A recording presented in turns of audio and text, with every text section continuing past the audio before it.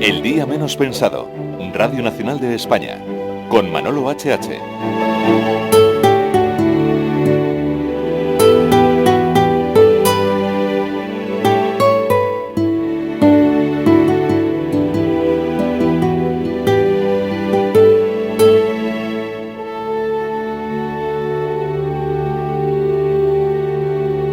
Entrevistamos hoy en el día menos pensado a las 9:06 de la mañana, 8:06 en la Comunidad Canaria, Alberto Garzón, diputado de Izquierda Unida por Málaga y economista.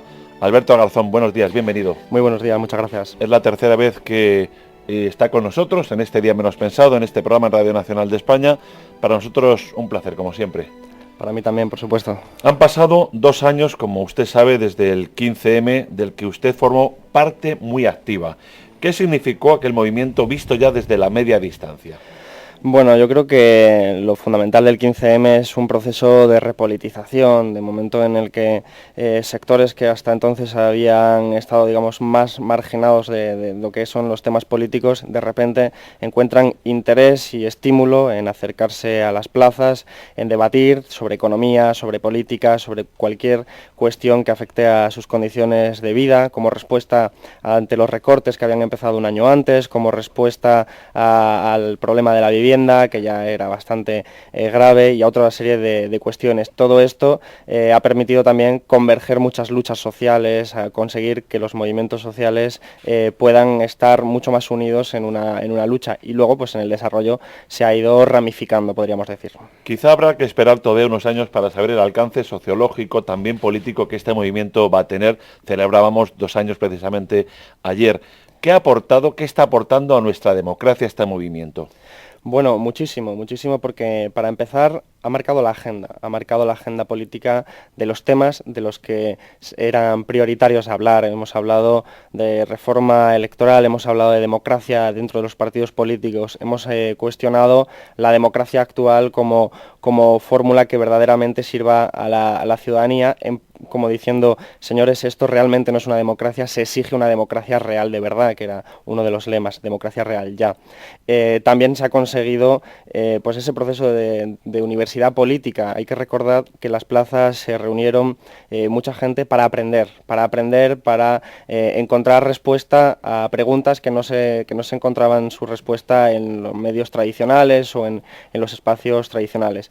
Y después, sobre todo, ha conseguido trasladar el debate desde un punto de vista economicista, por ejemplo, hacia un punto de vista mucho más humano. Es decir, se ha desplazado el tema de la prima de riesgo hacia temas como el hambre, la falta de acceso a la vivienda y otros temas mucho más inmediatos, más urgentes, más claros. Yo creo que todo eso sin el 15M no hubiera podido pasar. Algunos políticos, algunos sociólogos, insisto, comparan este movimiento, el 15M, con el Mayo francés del 68, que poco o nada tiene que ver. ¿Usted qué piensa? Hay elementos comunes y hay elementos también divergentes. Hay elementos comunes, por ejemplo, en tanto que el detonante inmediato fue la represión policial. No olvidemos que el 15M es una manifestación en origen, es una manifestación extraordinariamente grande para lo que se esperaba y lo que esperábamos a la hora de convocarla, pero cuando se decide acampar, la policía pues procede a desalojar a todas las personas de la plaza, y eso genera una sensación de identificación con aquellas personas que están siendo, digamos, desalojadas de las plazas, y entonces fortalece mucho al movimiento. Esto es algo que también pasó en mayo del 68. Ahora bien, hay una diferencia importante. En mayo del 68... Los tiempos han cambiado, como decía la canción de Bob Dylan. Claro, nunca es lo mismo y depende de los condicionantes históricos. En mayo del 68 era un elemento más cultural, tenían las condiciones de vida satisfechas, tenían un acceso a vivienda, empleo, no eran, digamos, los elementos cruciales por los cuales se luchaba, que sí es lo que ocurre hoy en día, lo que ocurre desde el 15M, que es que están faltando los elementos más básicos, que es el empleo, que es la vivienda, que es la comida, y esto no ocurría en mayo del 68. En mayo del 68 era un elemento más cultural, más, digamos, más ilustrado, mientras que el mayo del 15M pues, es una respuesta, evidentemente, a problemas mucho más urgentes. Claro, era, recordemos, el movimiento de los indignados. ¿Dónde se expresan hoy los indignados? ¿Qué cauces políticos tienen hoy la indignación? Bueno, múltiples, desde luego, pero el claro ejemplo es la plataforma de afectados por la hipoteca, que es una ramificación, si se me permite expresarlo así, del movimiento 15M. Es plantear que los desahucios es un elemento fundamental del sistema que está atacando a las personas y que entonces la plataforma nace del movimiento 15M. Las mareas, la marea verde de la educación, la marea blanca de la sanidad y otro tipo de mareas también nacen, por lo menos tienen una matriz fundamental en el movimiento 15M. Y luego, como decía, la agenda política, como queda marcada por el 15M, porque tuvo una complicidad enorme dentro de la sociedad española, en torno al 80% planteaban muchas encuestas, pues ha marcado mucho el tema político y muchos partidos políticos han tenido que, incluso el Partido Popular, han tenido que ir respondiendo a esos temas que se iban poniendo encima de la mesa por parte del movimiento 15M.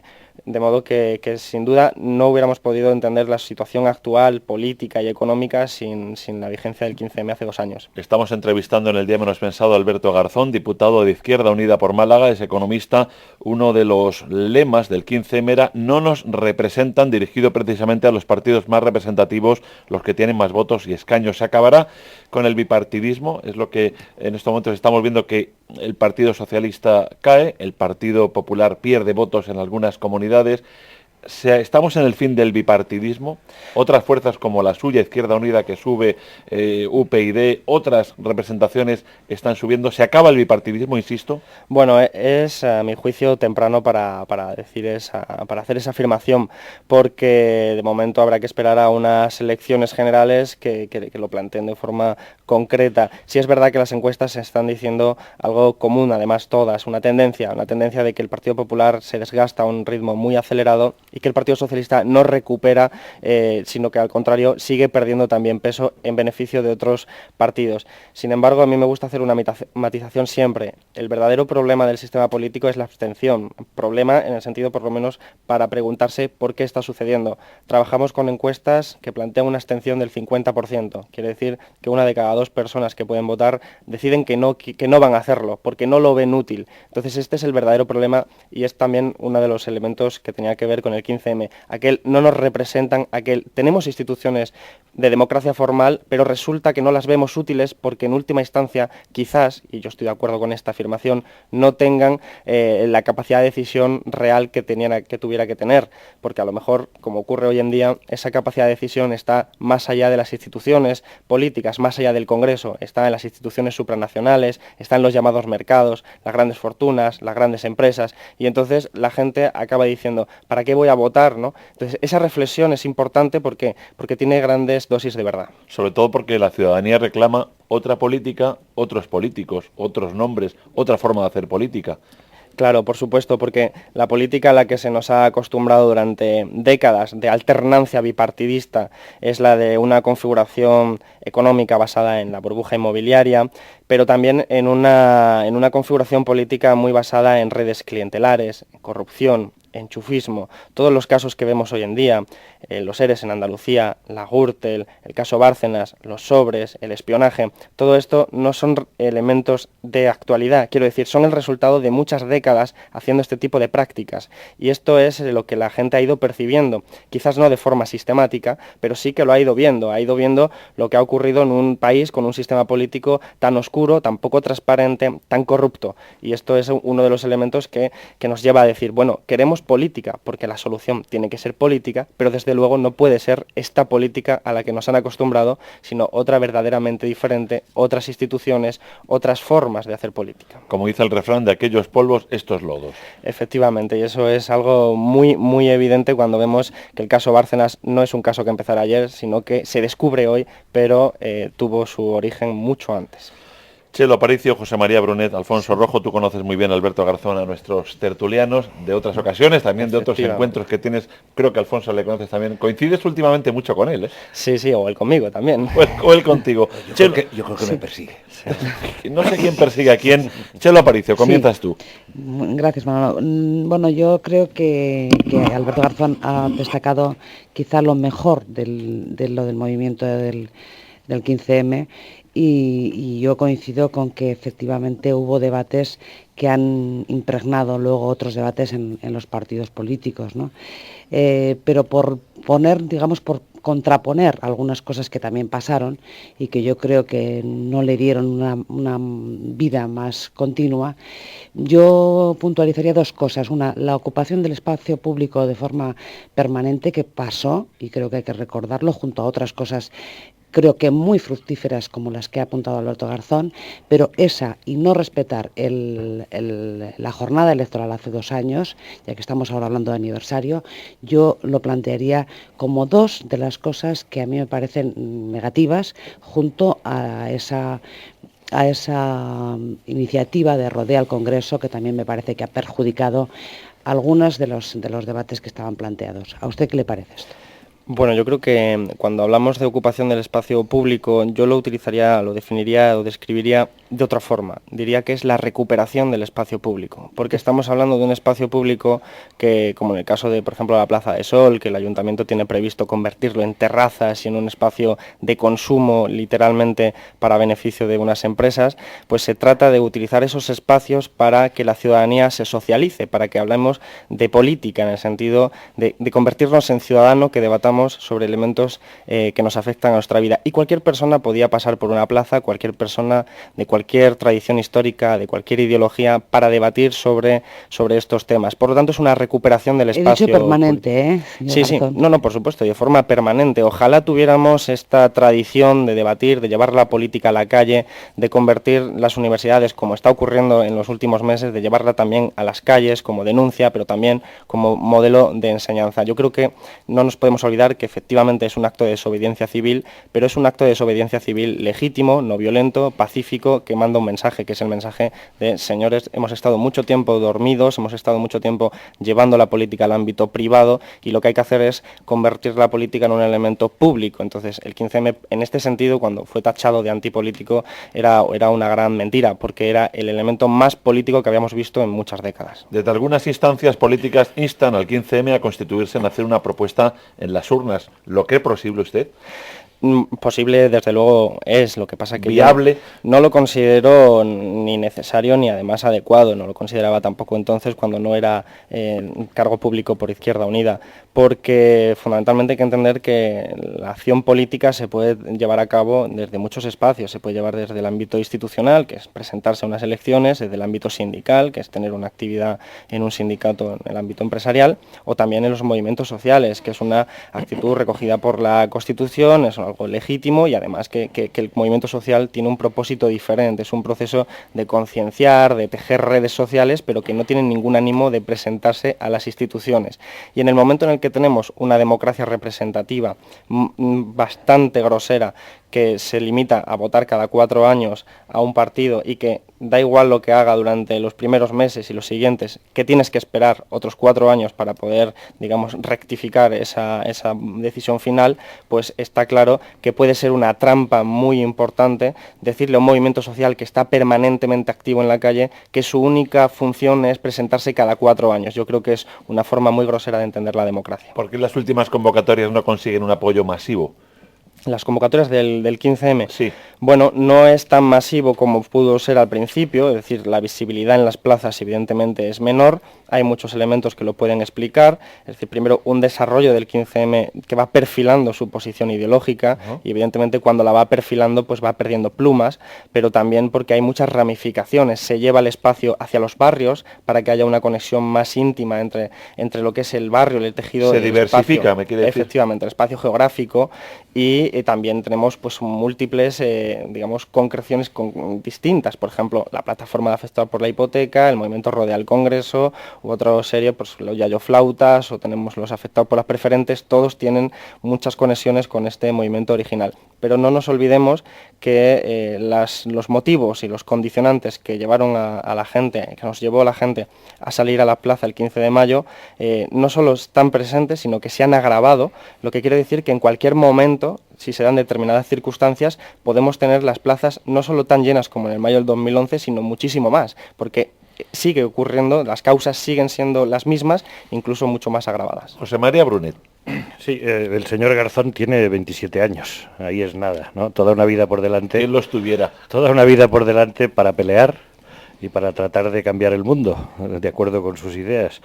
En fin, seguramente se le hará corta la vida, ¿no? Porque el empeño es muy importante.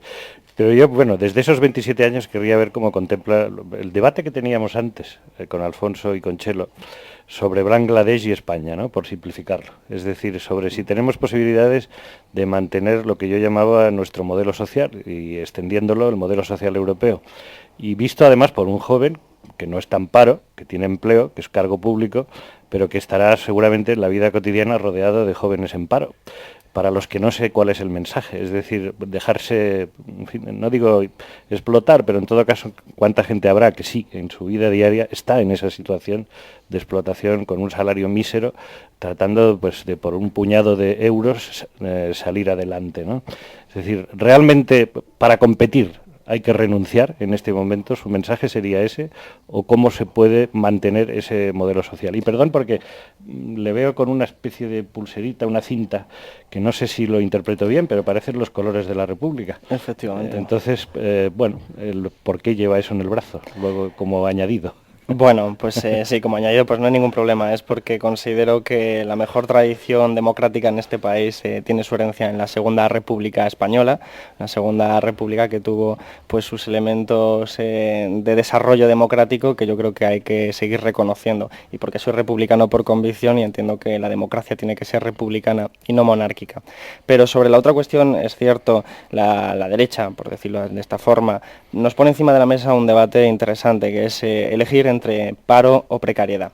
Este es el debate que subyace después el dilema, el falso dilema, que subyace después de decirte, es que vivimos en una economía capitalista en la que hay que competir todos contra todos, lo cual es cierto, porque el capitalismo funciona de esa forma, y entonces si tú no te bajas mucho los salarios, pues entonces se comprarán los productos de Bangladesh o de otras series de espacios geográficos que tienen unas condiciones laborales más deprimentes y pueden vender más barato. Ese es el discurso oficial dentro de la Unión Europea, pero usted ha dicho modelo social europeo, eso es falso, no es un modelo social europeo, porque cuando está constituido para competir todos contra todos, al final los que pierden son los trabajadores de todas partes del mundo, también de Alemania, por cierto, que tienen los mini-jobs y tienen una serie de condiciones laborales muy deprimentes, no tanto como las nuestras, desde luego no tanto como la de Bangladesh, pero la tendencia es siempre a bajarlo. Ahora, es inevitable esto, en modo alguno, porque es un falso dilema, porque es así como funciona el capitalismo, pero nadie nos ha dicho que tengamos que vivir siempre bajo el capitalismo, nadie nos ha dicho que la libertad de movimiento de capitales tenga que ser algo permanente, es algo que se puede revertir, a lo largo de la historia se ha hecho, y que por lo tanto no tenemos por qué estar sujetos a la coacción de la competencia, a la coerción de la competencia, sino que podemos cambiar las reglas de juego. Desde luego es ambicioso, pero bueno, evidentemente tenemos una lucha ahí. Antes de que intervenga Alfonso, le aclaro una cosa al señor Garzón. Yo cuando hablo de modelo social europeo es para defenderlo. Sí, es que no, porque me decía que es falso, ¿no? Yo creo que es una conquista, es una conquista de la historia te diría de la humanidad. Sí, el estado del bienestar, la sanidad pública, la educación pública y todos los servicios públicos son conquistas reales, no falsas, reales. No, claro, no, lo que quiero decir es que efectivamente están ahí, las tenemos ahí, pero se nos están arrebatando, y el modelo social, el diseño, la arquitectura de la Unión Europea está diseñada con objetivo de servir como vía para arrebatarnos eso, porque en el momento en el que nos hace competir con el resto del mundo, tienes una palanca que te está desmantelando esas conquistas. Alfonso Rojo. Dos comentarios, ambos discutibles, y una pregunta. El primer comentario va dirigido a Brunet, no a Garzón, que es que el problema que tienen los gastos es que hay que pagarlos y que al final el dinero público nos lo sacan al pobre contribuyente. Se lo sacan al milurista, al que Hacienda le quita 522 euros por cada 1.000 que cobra. Las cosas como son. Después el segundo comentario es paradójico, y esto va dirigido hacia ti, Garzón, directamente, que el 15M, solo es un comentario, del 15M solo haya emergido un líder, y eres tú. Y es precisamente que un movimiento que era absolutamente asambleario, antirrepresentación, partidario de la democracia directa, el único líder reconocible, y todos mis compañeros, colegas coinciden, reconocible que ha emergido el 15M es un diputado de Izquierda Unida. Y ahora va la pregunta. Es decir, ¿qué tiene de nuevo el 15M? Yo he hecho la vista atrás y tengo la impresión de que cada generación, que cada vez que tuvimos 27 años, todos tuvimos lo equivalente al 15M. Yo estaba repasando aquí, apuntada mientras hablabais, qué libros leíamos cuando, bueno, a los 27 años yo no, antes, cuando hace ahora 40 años, cuando yo terminaba en la universidad, y era Marta Harnecker, Malefakis, Tamames, Orwell. ¿Qué escuchábamos? Íbamos al Johnny, que era un colegio mayor, a escuchar música y ver cine. No teníamos la posibilidad de reunirnos en Sol, pero se reunía la gente en el Paraninfo y había que ver el hall de la Facultad de Derecho para quedarse espantado. Lo de Sol era un jardín de infantes al lado de lo que era la Facultad de Derecho cuando yo estaba aquí terminando la facultad en el 73. Yo digo, ¿es nuevo o es lo natural? ¿No es natural que cada generación se plantee cambiar radicalmente las cosas, cambiar a los políticos? El no nos representan tiene de nuevo, pues, oye, lo que el arroz con leche. Bueno, sí es cierto que durante muchas generaciones se establece eso y podría ser considerado natural. Ya decía Marx que la historia se repite dos veces, la primera como tragedia, la segunda como farsa. Pero lo que es cierto es que el 15M es una pregunta, un sistema político que no es el mismo que el de épocas anteriores. Entonces, es una pregunta que le hace, que intenta plantearle al propio sistema político. Es decir, ¿de verdad esto es una democracia? ¿De verdad con estos instrumentos vamos a poder mejorar nuestras condiciones de vida? ¿Y por qué sale solo un político? Que No, es el, tú no eres el paradigma del político tradicional, pero eres miembro de Izquierda Unida, diputado de un partido que gobierna en algunas partes de España, en algunas muy mal y en otras supongo que muy bien. O sea, tú eres precisamente el político tradicional que emerge de un sistema no tradicional. Bueno, yo ahí no estoy de acuerdo contigo, Alfonso, porque entre otras cosas el 15M manifiesta que se cambia también las coordenadas, la forma de entender el liderazgo. No creo que haya liderazgos individuales como pudieron entenderse en otros tiempos. Yo creo que ahora se habla de un liderazgo colectivo, de una generación que está ahí planteando. Evidentemente hay gente que sale más en los medios y gente que sale menos, pero que hay un liderazgo colectivo que es como una respuesta nueva a una forma de preguntarlo también distinta. Y bueno, en mi caso, por ejemplo, yo soy un político que efectivamente pertenece a un partido, Izquierda Unida, pero que plantea y reconoce las limitaciones del aspecto institucional, y en esta tertulia lo hemos tenido ocasión de plantearlo en otras veces, sí. Pero esas limitaciones del ámbito institucional no te tienen que decir que, digamos que el dilema es falso cuando tienes que elegir entre la calle o el Parlamento. Se trata de, son instrumentos ambos legítimos y puedes estar en los dos en la medida que reconozcas las potencialidades y las limitaciones de cada uno de ellos. No me considero un político tradicional, porque político tradicional podría ser Rajoy o Zapatero o Rubalcaba, que sí son una figura más, a mi juicio, más tradicionales que unas nuevas fórmulas de políticas que tenemos. Son más viejos. No, y las fórmulas son distintas, las formas de entender la política, las instituciones e incluso la transición. Pero todo es un desarrollo, los políticos evolucionan también. Hombre, desde luego todas las personas vamos evolucionando y cambiando. Uy, Zapatero era muy rojillo de estudiante. Bueno, sí. ¿Qué político fue? Perdona, Chelo, no te interrumpo, Didi. No, quería simplemente preguntarle a Alberto Garzón por la cuestión del paro juvenil, que es un tema, pues creo que a todo el mundo le preocupa de una manera muy singular. Si ve se puede explorar alguna fórmula casi de inmediato para abordar este tema. Sí, la cuestión del paro incluso evidentemente afecta más al sector juvenil, y que es el que yo me reconozco evidentemente. Sobre todo lo que nos encontramos es que es una cuestión que aparte de ser generacional es general, es decir, no es solo el problema juvenil. Entonces, ¿cómo se resuelve? Se resuelve creando empleo, y esto en términos económicos, yo como economista, solo se puede hacer con planes de estímulos públicos. Por ejemplo, Estados Unidos está haciendo eso con el apoyo de la Reserva Federal y ha conseguido no solo disminuir la tasa de paro, sino también disminuir el déficit y disminuir la deuda de las familias, noticia que aparecía ayer con los datos económicos. Sin embargo, en la Unión Europea pues estamos caminando hacia el suicidio y de una forma totalmente contraria. Alberto Garzón, diputado de Izquierda Unida por Málaga y economista.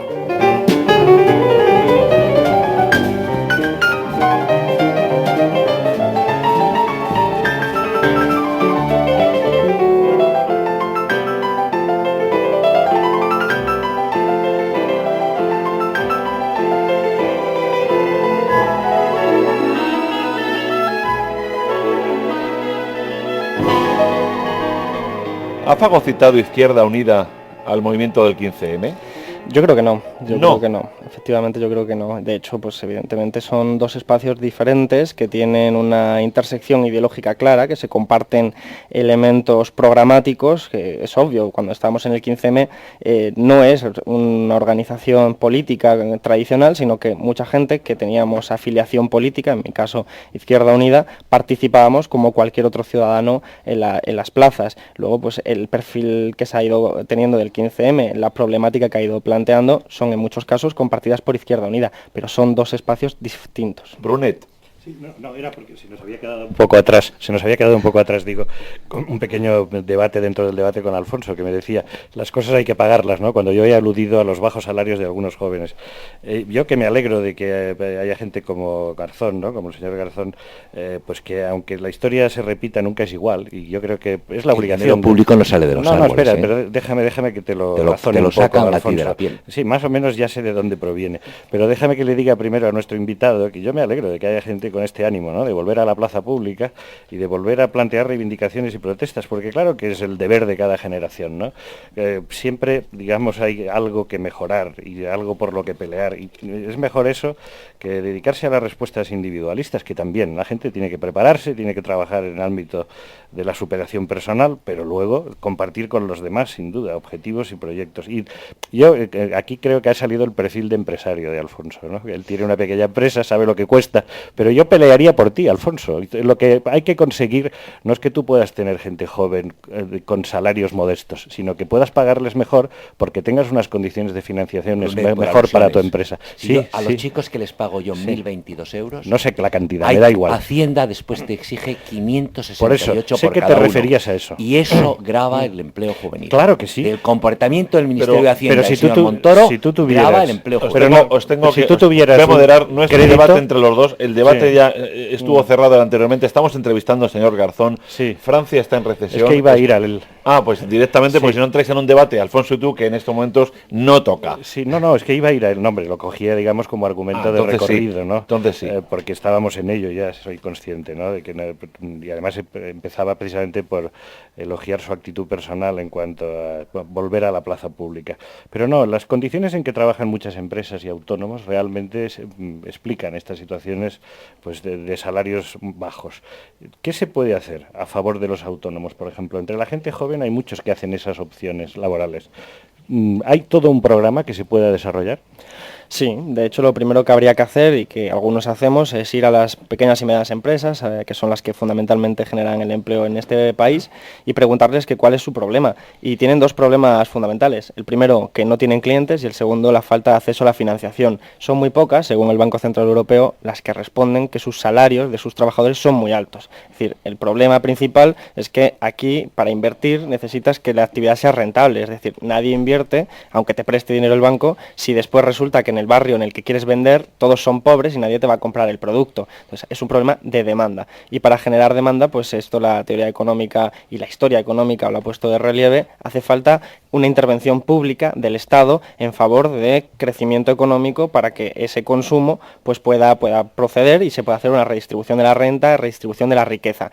¿Qué ocurre? Pues que en la configuración actual de la Unión Europea con el Banco Central Europeo, que no se preocupa en absoluto por el empleo, sino solo por la inflación, esto es inviable. Es decir, lo que yo estoy diciendo es que dentro de esta Unión Europea, con este diseño de la Unión Europea y de sus instituciones, es imposible que salgamos de la crisis, pero porque ellos no quieren salir de la crisis. Ellos quieren convertir a España y a la periferia europea en una especie de Bangladesh, de China, de bajos salarios, y entonces eso va a tener una repercusión negativa, no solo sobre los trabajadores, sino también sobre las pequeñas y medianas empresas. ¿Quiénes salen ganando? Las grandes empresas, las grandes fortunas que venden en el extranjero, y estos problemas, digamos, le pillan bastante más transversalmente. Alberto, como decía Chomsky, ¿hay alternativa? Desde luego que hay alternativa. De hecho, Chomsky pues, tiene pues, una tradición de plantear esas alternativas, aunque él no es economista, que después otros economistas han ido desarrollando a lo largo de mucho tiempo. Han seguido su estela y su rebufo. Sí. Y de hecho, la cuestión es, ahora tenemos un gobierno del Partido Popular que nos plantea reformas y nos dice, esto va a funcionar,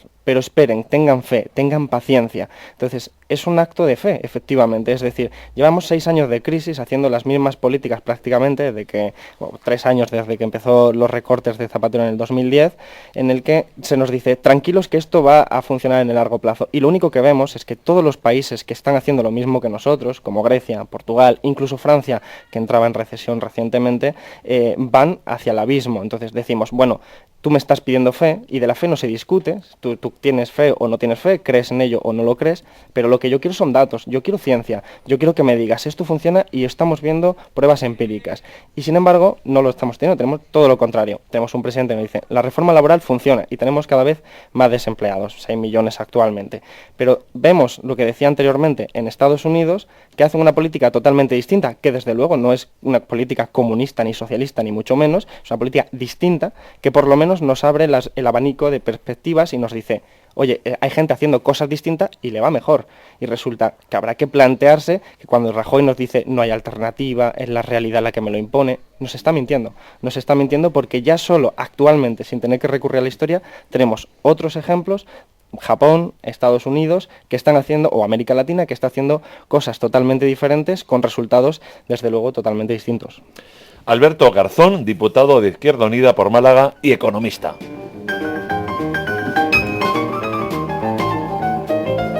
Alberto Garzón dice, política sí, pero no esta política a la que estamos acostumbrados, donde existe apunta enchufismo, corrupción, algo que señala no es de ahora, sino el resultado de muchas décadas.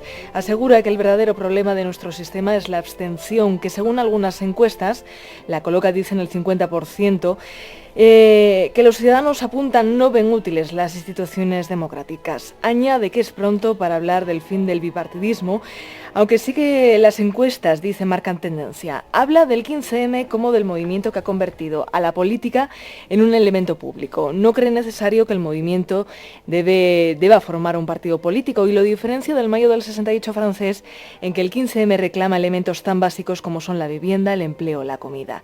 Y asegura que estos temas, gracias al 15M y a sus ramificaciones, como la plataforma de afectados por la hipoteca o las mareas blanca y verde, se han colocado en la agenda política. Habla del capitalismo, piensa que las reglas del juego se pueden cambiar, no estar sujeto a la coacción de la competencia. Además, republicano por convicción, nos ha dicho que cree que la mejor tradición democrática española tiene su herencia en la Segunda República.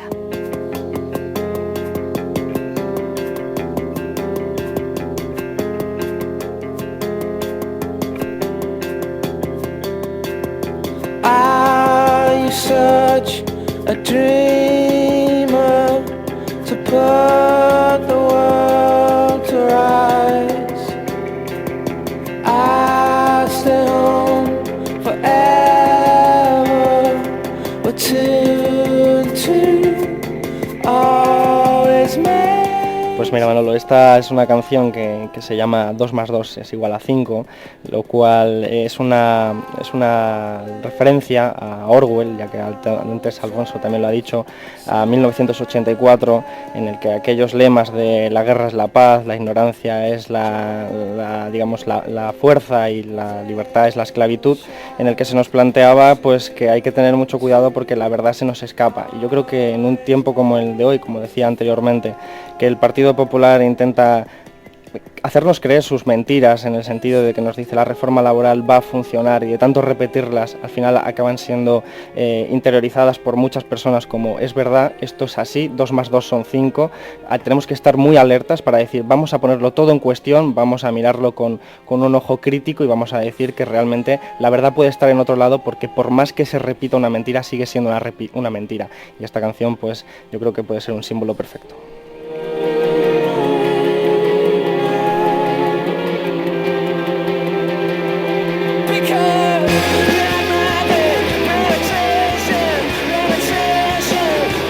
Alberto Garzón, diputado de Izquierda Unida, gracias.